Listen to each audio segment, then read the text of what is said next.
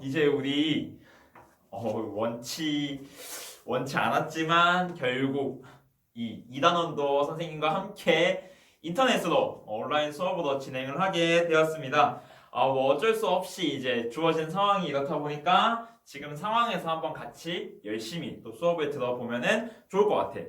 그래가지고 먼저 우리는 기후의 요소와 요인이라고 하는 기후를 결정하는 것들에 대해서 가장 먼저 배워보도록 하겠습니다. 이제 이 부분에 대해서 배우고 난 다음에는 어떤 대기 대순환이라고 하는 세계의 기후가 결정되는 가장 큰 요인에 대해서 이야기를 해볼 거고, 그러면 이제 오늘과 다음 시간에 이야기를 통해서 결국에는 어떠한 기후들이 나타나는지에 대해서 5가지 기후 구분에 대해서 공부를 해보고, 그 다음에 이제 각각의 기후에서는 어떤 특징이 나타나고 또 이 특징에 의해서 사람들은 어떻게 생활을 하는지까지 알아보도록 하겠습니다. 그래서 이제 이 2단원이 우리가 세계지리를 공부하는 중에 거의 가장 중요하다고 선생님은 생각하는 그런 단원이기 때문에 조금 더 힘을 내서 열심히 같이 공부를 해주면 좋을 것 같아. 그러면 이제 본격적으로 같이 기후의 요소와 요인에 대해서 이야기를 해볼게. 먼저 우리가 흔히 약간 혼용을 해서 사용을 하는 2가지의 용어에 대해서 정리를 하고 갈게. 우리 교과서는 30페이지야. 30페이지 기후의 이해에서 먼저 같이 이야기를 해볼 텐데, 기상이라고 한다면은 이 기상은 비교적 짧은 시간에 이루어지는 날씨의 변화다, 이렇게 생각을 하면 되고, 반면에 기후는 오랜 시간 그리고 이제 평균 상태라고 하는 말을 쓸 수 있을 것 같아. 그래가지고 우리가 이제 뉴스 보게 되면은 뉴스의 끝부분에는 항상 일기예보, 그래서 내일의 날씨 이런 것들을 이야기를 해주지. 그래서 이런 날씨는 바로 기상에 해당하는 거예요. 그래서 기상은 영어로 한다면은 이렇게 weather라고 부를 수 있고, 반면에 기후는 climate라고 부를 수가 있습니다. 그러다 보니까 이제 기상 같은 경우는 당장의 내일, 모레의 일주일 뒤에 날씨를 예측하는 그런 부분들이 좀 주가 된다면, 기후 같은 경우는 어떤 지역에서 어떠한 기후가 나타나기 때문에 그 지역에서 사람들이 이렇게 생활한다, 이러한 생활 모습들이 나타난다, 아니면은 사람들이 이렇게 적응했다 와 같은 이야기들을 기후와 관련돼서 이야기를 하곤 합니다. 그래서 우리가 지리 시간에 배울 내용은 바로 이 기후와 관련된 이야기들이에요. 그래서 어떤 지역에서 어떠한 기후가 나타나는데, 이 기후는 사람들의 생활, 사람들의 모습에 어떠한 영향을 미쳤는지에 대해서 우리는 공부할 예정입니다.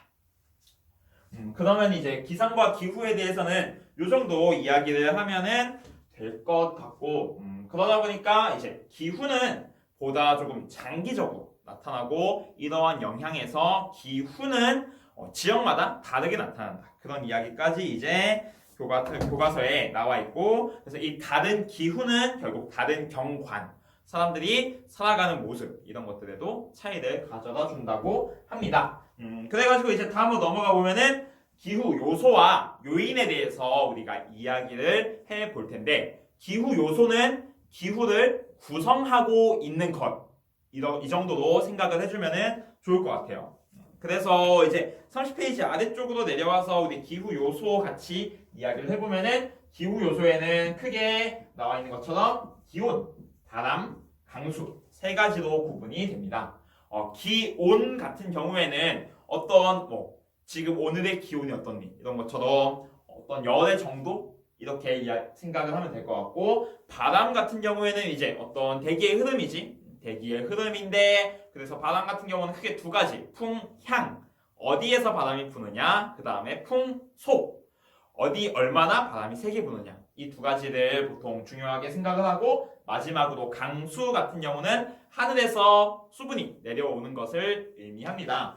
그래가지고 강수에서는 좀 자주 헷갈리는 부분이 어떤 거냐면은 비가 오는 것이 강수가 아니냐, 라고만 생각을 하는데 강수는 어떤 개념들을 다 포함을 하고 있냐면은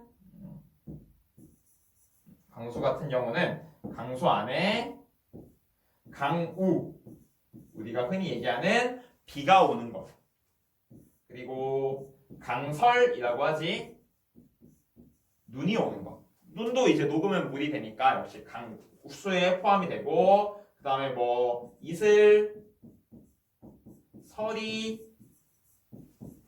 우박 그 외에도 하늘에서 내리는 모든 것들은 전부 다 강수에 포함이 된다고 알면 될 것 같아. 그리고 바람에 대해서 이야기할 때 좀 흔히 헷갈리는 부분이 어떤 거냐면은 이렇게 여기 한번 예를 들어볼게.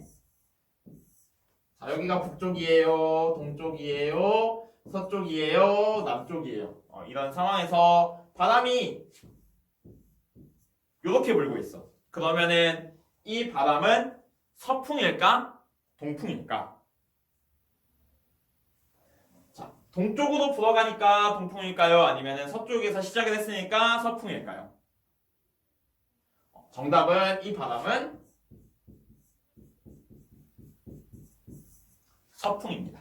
서쪽에서 불어오는 바람을 우리는 서풍이라 부르고 동쪽에서 불어오는 바람을 우리는 동풍이라 부르고 그 다음에 이제 여기에서 이건 사방위인데 한 번 더 8방위로 나누면은 뭐 이제 이런 바람이 있을 수 있겠죠. 이런 바람 같은 경우는 북쪽과 서쪽 중간에서 불어왔기 때문에 우리는 북서풍이라고 부릅니다. 자, 그러면 이제 이렇게 부는 바람은 우리 뭐라고 부를까요? 그렇죠? 바로 남동풍이라고 부를 수가 있을 거예요.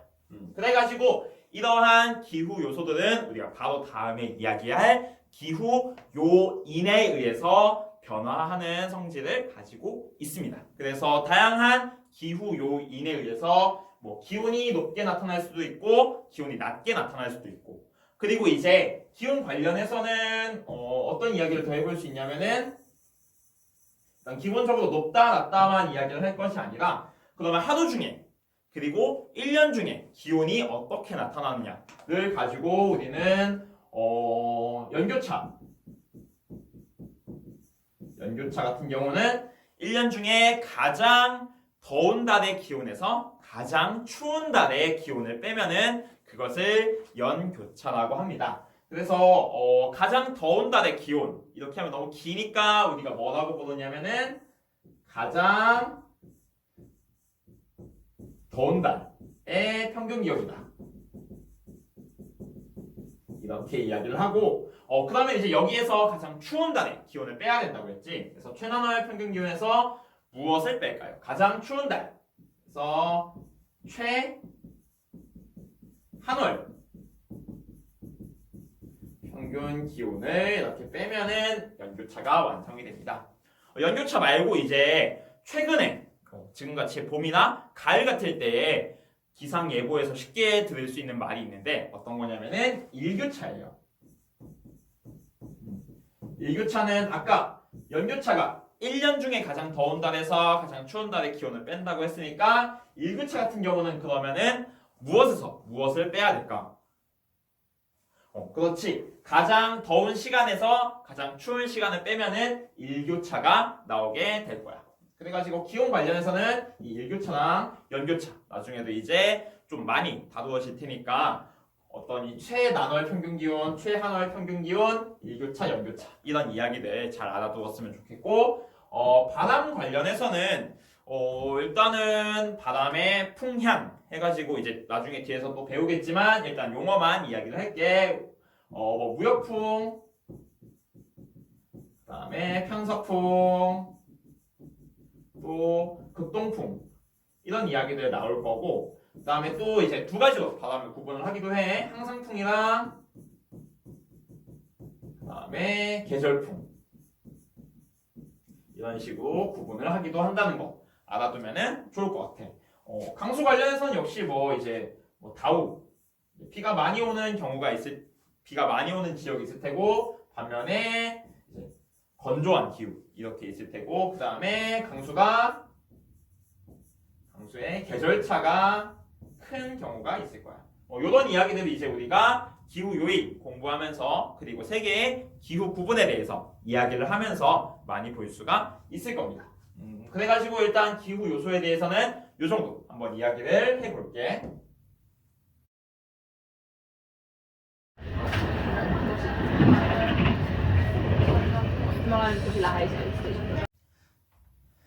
이제 그러면 이제 기후 요인으로 넘어갈 텐데, 자, 기후 요인은 31페이지로 넘어가 보도록 하겠습니다. 그래서 기후 요인 중에 가장 먼저 나오는 것이 위도야. 위도라는 거는 어떤 거냐면은, 자, 여기 이렇게 지구가 있어.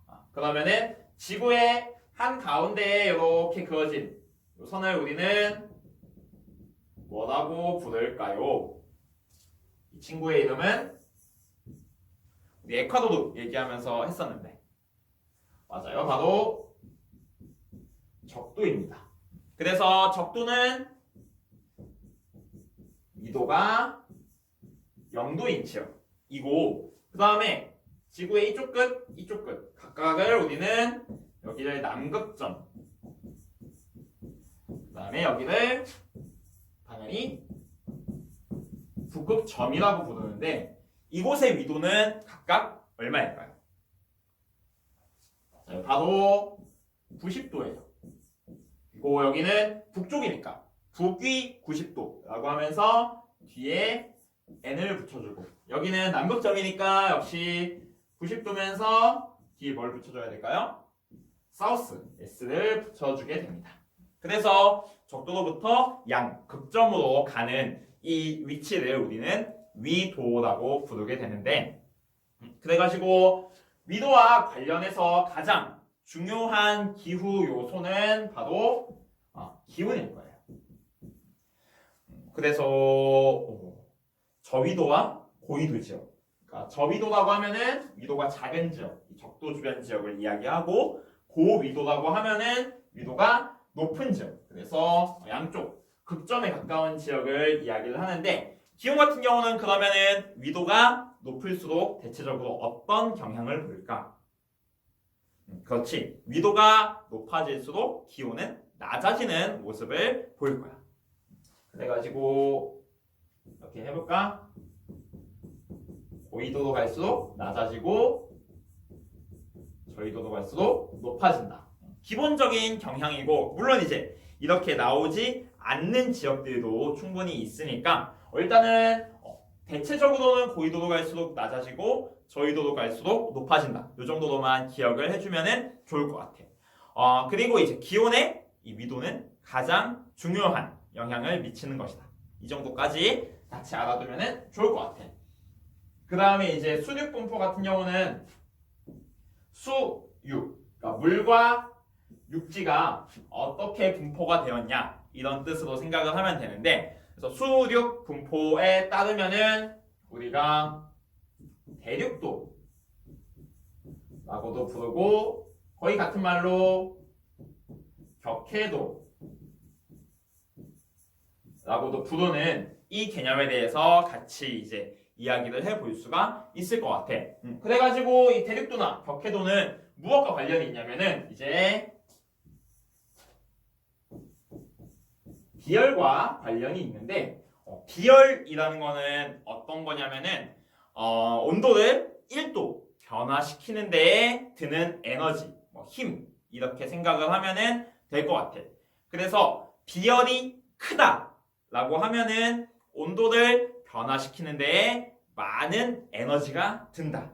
다시 이 얘기는 그렇기 때문에 온도의 변화가 쉽게 일어나지 않는다 라고 생각을 하면 돼. 즉 비열이 크다, 이 얘기는 온도 변화가 크지 않다 라고 생각을 하면 될 거야. 그래가지고 이제 물과 육지 중에 비열이 더 큰 게 어떤 거냐면은 바로 물이야, 물. 보통 이제 우리는 수륙 분포 얘기할 때 바다로 이야기를 하기 때문에, 바다가 육지보다 비열이 훨씬 크기 때문에 기온의 변화가 더 낮은 편이야. 그래서 지구를 좀 지울게.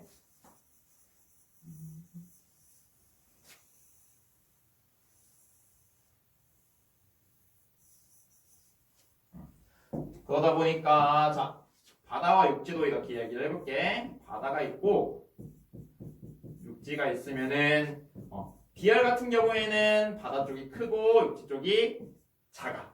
그러면은 이제 우리가 조금 전에 기후 요소하면서 이야기했던 연교차 한번 얘기해볼게.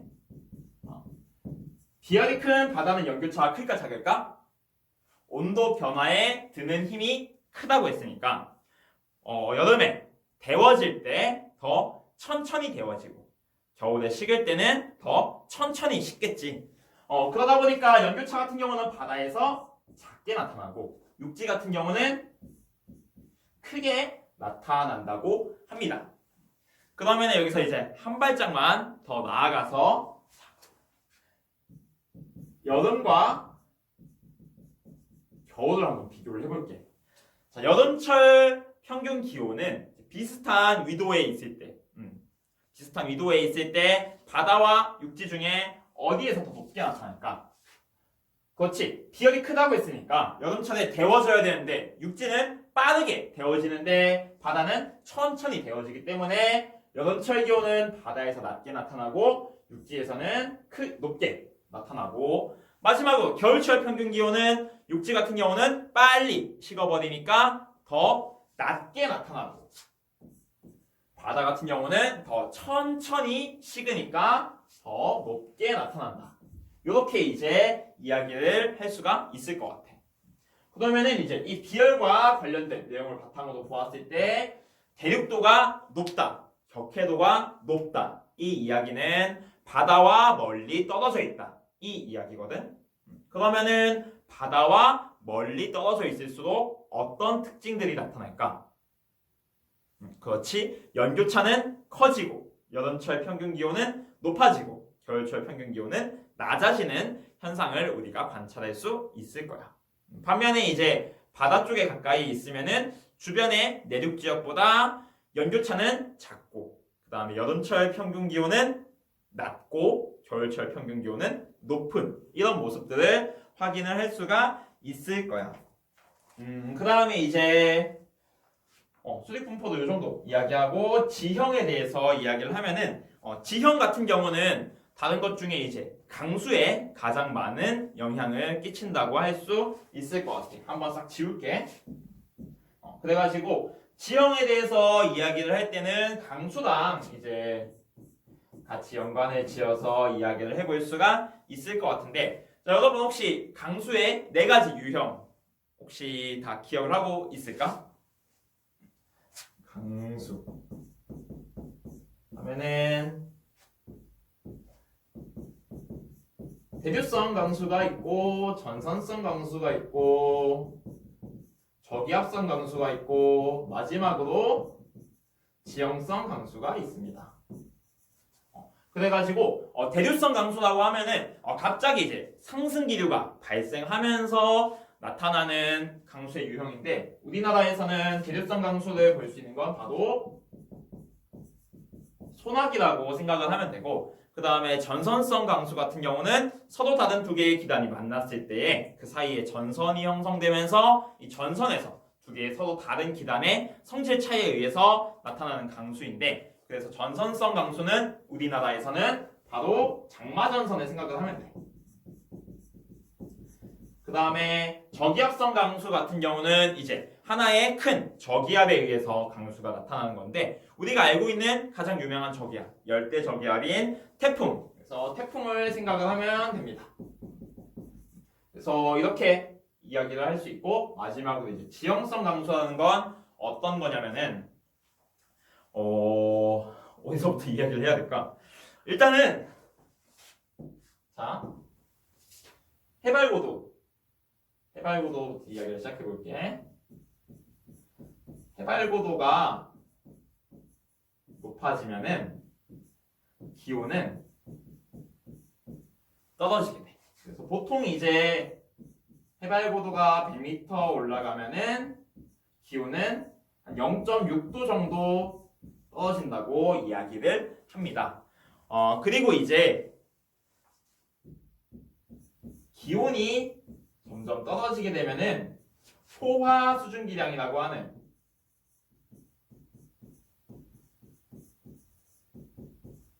하나의 사이즈에 담을 수 있는 수증기의 양이 점점 더 작아지게 됩니다. 그래서 설명하기가 쉽지가 않네.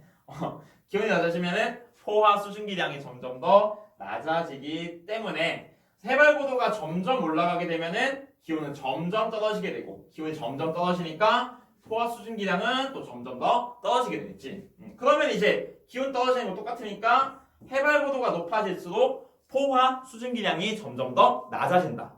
이렇게 이야기를 할 수도 있을 것 같아. 그러면은 이 포화 수증기량이 점점 더 작아진다. 이것의 의미는 어떻게 이게 어떻게 강수량이 연관이 되냐면은, 포화 수증기량이 점점 더 작아지게 되면은 예를 들어서 이 식을 써볼까?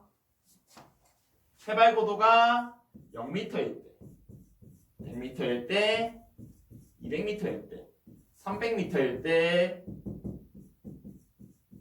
1000m일 때 이렇게 이야기를 해볼게. 그러면은 일단은 기온 같은 경우는 20도였어. 그러면은 포화 수증기량이 원래 100이었다고 해보자. 그래서 원래 수증기량이 60이었어. 뭐 이런 식으로 이야기를 해보면은 계산하기 쉽게 그냥 전부 사이즈를 키울게. 1000m, 2000m, 3000m, 10,000m 이렇게 이야기를 해볼게. 그러면 이제 1000m 가게 되면은 기온은 14도가 되고, 뭐 포화 수증기량이 이런 식으로 20이 떨어졌다고 해보자. 2000m가 되면 이제 기온은 8도가 되고, 포화 수증기량이 60에 60이 됐지. 그러면은 이제 포화 수증기량만큼 수증기가 있는 상태, 이 상태를 우리는 포화 상태라고 할 수 있을 거야. 여기서 이제 2000m에서는 포화 상태가 되어버렸어. 계속 그러면은 해발고도를 더 높여볼게. 그럼 3000m가 되게 되면 이제 기온은 2도가 되고, 이제 포화 수증기량이 더 낮아졌지. 40에 60이야. 그러면 이제 20만큼의 수증기는 더 이상 이 공기에서 품을 수가 없어진 거지. 그러면은 이 남은 수증기들은 어떻게 될까? 더 이상 공기 중에 있을 수가 없으니까 밖으로 이제 방출이 되겠지. 그래서 이것들이 구름을 형성하게 되고, 구름이 이제 점점 더 많이 형성돼서 그 구름이 무거워져서 떨어지면은 비나 눈이 되겠지. 그래가지고 이게 바로 지형과 강수의 관계다. 이렇게 생각을 하면은 될 것 같아. 그래서 뭐 10,000m까지 가면은 너무 많이 갔다. 그치? 많이 40이 될 테고 10,000m는 의미가 없겠구나. 4000m가 하자. 4000m를 하면은 그러면 이제 마이너스 4도가 될 테고, 포화 수증기량이 이렇게 뭐 이런 식으로 될 텐데, 그러다 보니까 점점 더 해발고도가 높아지면서 포화 수증기량이 작아지니까 그 남은 더 이상 수용을 할 수 없게 된 수증기들이 밖으로 빠지면서 비가 내리는 것, 이것을 우리는 지형과 관련된 지형성 강수라고 이야기를 합니다. 잘 이해가 됐을런지는 모르겠는데 일단 넘어갈게. 그래가지고 어떤 이야기를 할 수 있냐면은, 자 이렇게 평지가 있어. 그러면은 원래는 구름이 그냥 지나가면 되겠지. 그런데 가다가 산이 있는 거지. 이 산은 3000m짜리 산이야. 그러면 이제 구름이 가다가 구름이 산을 뚫고 갈 수는 없잖아. 그치? 그러면은 얘가 점점 상승을 하게 되고, 그러면 언젠가 포화 상태가 되겠지. 그러면 이제 어딘가에서 이쯤에서 이 구름은 어떻게 될까? 비를 내리게 되겠지. 그렇지? 그러면 이제 그 다음을 한번 생각을 해보는 거야. 이 구름이 산을 어쨌든 넘어갔어. 그때 이 구름은 이제 비를 내렸으니까 원래 여기까지는 이렇게 수증기가 좀 많이 있는 그런 구름이었는데, 넘어가고서의 이 구름은 어때? 이 비가 더 이상 내리지 않는 건조한 구름이 되어 있겠지. 그러면 이제 우리가 여기서 이야기를 해볼 게 어떤 거냐면은 여기가 이제 A라는 지역이고 B라는 지역이야. 그럼 A와 B 중에서 1년 강수량은 어디가 더 많을까? 항상 구름은 여기 와서 부딪히고 B를 뿌리고 가지. 그러다 보니까 A 지역은 상대적으로 강수량이 많을 테고 B 지역은 강수량이 적게 나타날 거야. 그래가지고 이제 우리가 수업 시간에 이 A와 B 지역을 뭐라고 부르냐면은 여기는 바람이 와서 부딪히는 지역이니까 바람 바지라고 부르고 이쪽 지역은 바람이 다 이제 부딪히고 온 거잖아. 바람 그늘 아니면은 비가 오지 않는다고 얘기했지. 그러니까 비 그늘 이런 식으로 이야기를 합니다. 그래가지고 지형은 이렇게 강수에 영향을 끼친다 라는 것까지 이제 같이 이야기를 해 보았습니다. 그래서 이어서 이제 해발고도와 해류, 기단, 전선에 대해서 이야기를 할 건데 너무 지금 원래 다 한 번에 하고 싶었는데 더 이상 하면 이제 폭발을 할 수도 있을 것 같아서 일단은 오늘 여기까지만 이야기를 하고 다음 시간에 이어서 남은 기후 요인부터 진도를 나가도록 하겠습니다. 자, 여러분 수고 많았어요.